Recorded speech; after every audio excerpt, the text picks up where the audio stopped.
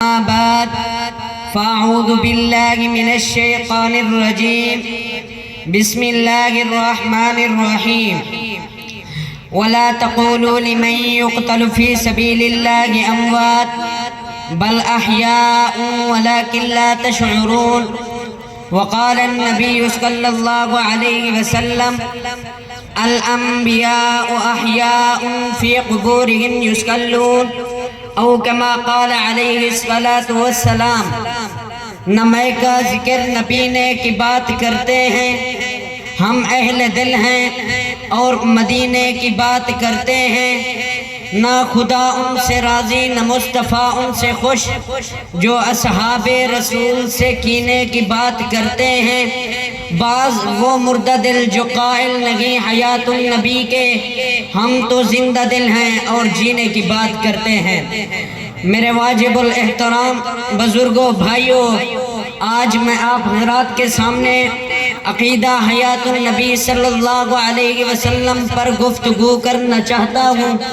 سامعین محترم، تمام اہل سنت والجماعت احناف دیوبند کا متفقہ عقیدہ ہے کہ تمام انبیاء کرام وفات کے بعد اپنی قبروں میں زندہ ہیں۔ اس پر ہمارے پاس قرآن اور احادیث سے بے شمار دلائل موجود ہیں۔ قرآن پاک سورۃ البقرہ آیت نمبر 156 میں اللہ تعالی ارشاد فرماتے ہیں وَلَا تَقُولُوا لِمَن يُقْتَلُ فِي سَبِيلِ اللَّهِ أَمْوَاتٌ بَلْ أَحْيَاءٌ وَلَكِن لَا تَشْعُرُونَ، اور جو اللہ کی راہ میں کٹ جائیں انہیں مردہ نہ کہیں بلکہ وہ زندہ ہیں۔ اس آیت کے تحت حکیم الامت مولانا اشرف علی تھانوی بیان القرآن میں فرماتے ہیں شہید کی حیات ادنا ہے، نبی کی حیات اعلیٰ ہے۔ اس کا اثر دنیا میں یوں ہے، شہید کی بیوی سے وفات کے بعد نکاح ہو سکتا ہے، نبی کی بیوی سے وفات کے بعد نکاح نہیں ہو سکتا، کیونکہ شہید کی حیات ادنا ہے، نبی کی حیات اعلیٰ ہے۔ شہید کا مال وراثت میں تقسیم کیا جا سکتا ہے، نبی کا مال وراثت میں تقسیم نہیں کیا جا سکتا۔ دوسری جگہ سورۃ آل عمران میں اللہ تعالی ارشاد فرماتے ہیں وَلَا تَحْسَبَنَّ الَّذِينَ قُتِلُوا فِي سَبِيلِ اللَّهِ أَمْوَاتٌ بَلْ أَحْيَاءٌ عِندَ رَبِّهِمْ يُرْزَقُونَ، اور جو اللہ کی راہ میں کٹ جائیں ہرگز انہیں مردہ گمان نہ کریں بلکہ وہ زندہ ہیں، اور انہیں رزق بھی دیا جاتا ہے۔ جب شہید کو رزق دیا جاتا ہے تو نبی کو بدطریقہ اولا دیا جاتا ہے، کیونکہ شہید کو مرتبہ ملا بھی نبی کی وجہ سے ہے۔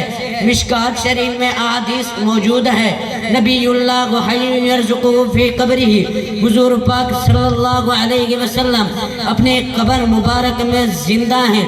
تیسری جگہ سورۃ الحجرات آیت نمبر 2 میں اللہ تعالی ارشاد فرماتے ہیں یا ایھا الذین آمنوا لا ترفعوا اصواتکم فوق صوت النبی، اے ایمان والو اپنی آواز کو نبی کی آواز پر بلند نہ کرو، کیونکہ حضور پاک صلی اللہ علیہ وسلم اپنی قبر مبارک میں زندہ ہیں۔